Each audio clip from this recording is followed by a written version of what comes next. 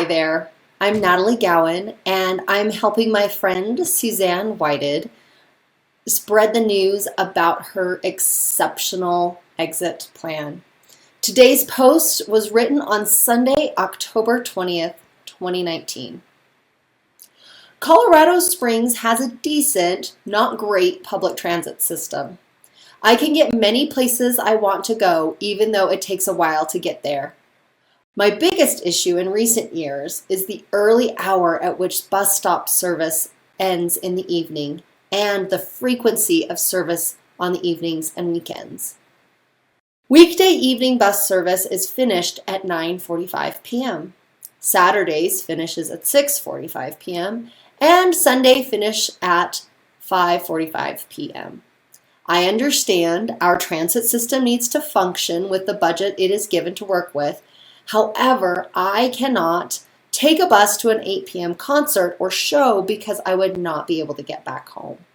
The lack of evening service on the weekends means I need to stay close to home when choosing activities because I might get stranded across town if I miss a bus.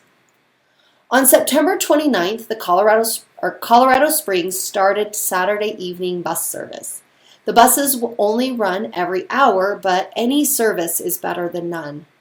What this means for me is that I can take an hour-and-a-half bus trip to the other side of town and enjoy a day-long event and still get back home.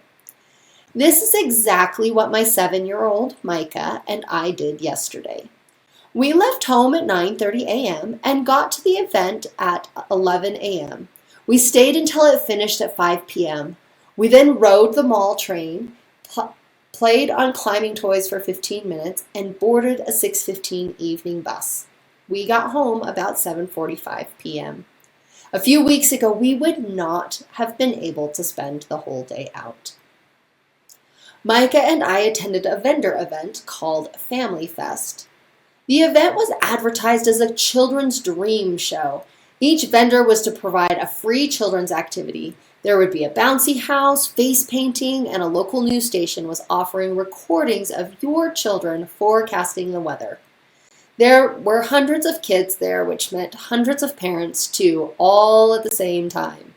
It was crowded early in the day. Micah's dad would have hated the event, so we did not drag him along. Micah had a great time. She started with the weather forecasting activity, and then we did all the activities in the show. Micah made a bag monster, took her picture with a tooth, a ballerina, and an Olympic athlete. She created a scrapbook page, spun approximately 10 prize wheels, bounced in the bouncy house, and, most importantly to her, played with the Play-Doh at one of the vendor tables for 2 to 3 hours total. We took a 45-minute lunch break about 2:30 p.m. and when we returned, we checked out the vendors again in case we'd missed any activities. We had missed 2 activities, and after we finished them, it was back to the Play-Doh table. There was a really good face painting booth across from the Play-Doh table with an hour-plus line, so I volunteered to wait in the face painting line while Micah played. An hour and a half later, Micah was the third to last child to get her face painted at nearly 5 p.m. The vendor with the Play-Doh table let Micah use the cans of Play-Doh and take them home with her, and she is playing with them today. We both had a lot of fun. My piece of advice to you is to try to learn to love what your children love. Do I really want to watch Micah play with Play-Doh for 3 hours? Of course not. We broke it up into 3 visits to the Play-Doh table.